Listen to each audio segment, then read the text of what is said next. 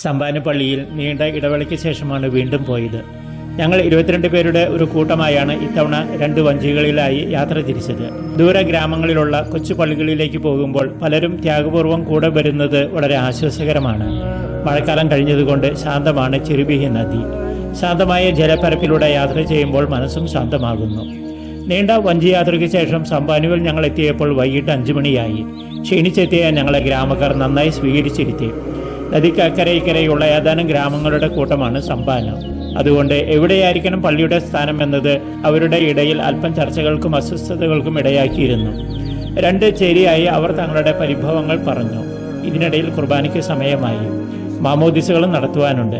ഞാൻ പറഞ്ഞു, ആദ്യം നിങ്ങൾ സ്നേഹത്തിലാകട്ടെ, എന്നിട്ടാവാം കുർബാന. രാത്രി 9:30 ആയപ്പോൾ എല്ലാം ശാന്തമായി. അവർ പറഞ്ഞു, ഇനി അത്താഴം കഴിഞ്ഞിട്ട് കുർബാന തുടങ്ങാം. മാമോദിസയ്ക്ക് ഒരുങ്ങിയവരുടെ പേരുവിവരങ്ങൾ ശേഖരിക്കപ്പെട്ടു. രാത്രി 10:30 മണിക്ക് നദിക്കരയിലുള്ള താൽക്കാലിക കുടിലിൽ അരണ്ട വെളിച്ചത്തിൽ ഞങ്ങൾ വിശുദ്ധ കുർബാന അർപ്പിച്ചു.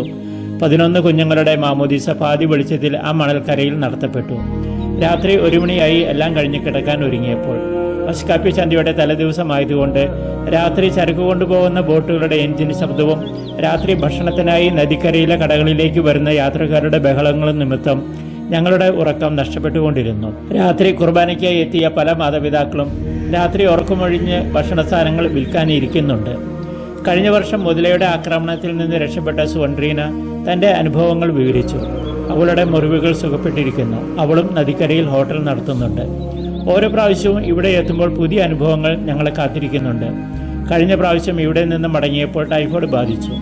ഇത്തവണ വഞ്ചിയിലെ നീണ്ട യാത്ര കാലിനെയാണ് ബാധിച്ചത്. ഇരിക്കാനുള്ള പലകയില്ലാതെ ഇരുന്നത് മൂലം വലതുപാദം ധരിച്ച് പണിമുടക്കിലായി.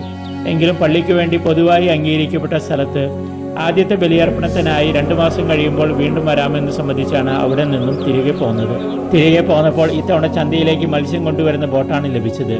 ചാക്ക് പുറത്തിരുന്ന ഞങ്ങളുടെ വസ്ത്രങ്ങളെല്ലാം മീൻ നാറുന്നുണ്ടായിരുന്നു. 5 മണിക്കൂർ യാത്രക്കിടയിൽ പല സ്ഥലത്തും നദിയിൽ ആഴമില്ലാത്തത് മൂലം യാത്രക്കാരിറങ്ങി ബോട്ട് തള്ളിയാണ് ഞങ്ങൾ അന്ന് മസ്കാപ്പി ഗ്രാമത്തിലെത്തിയത്. ശരീരത്തിന് ആയാസമുണ്ടായെങ്കിലും മനസ്സിന് ലാഘവത്വം അനുഭവിച്ച ദിവസങ്ങളായിരുന്നു അത്. മഡഗാസ്കറിൽ നിന്നും ഫാദർ ജോൺസൺ തളിയത്ത്.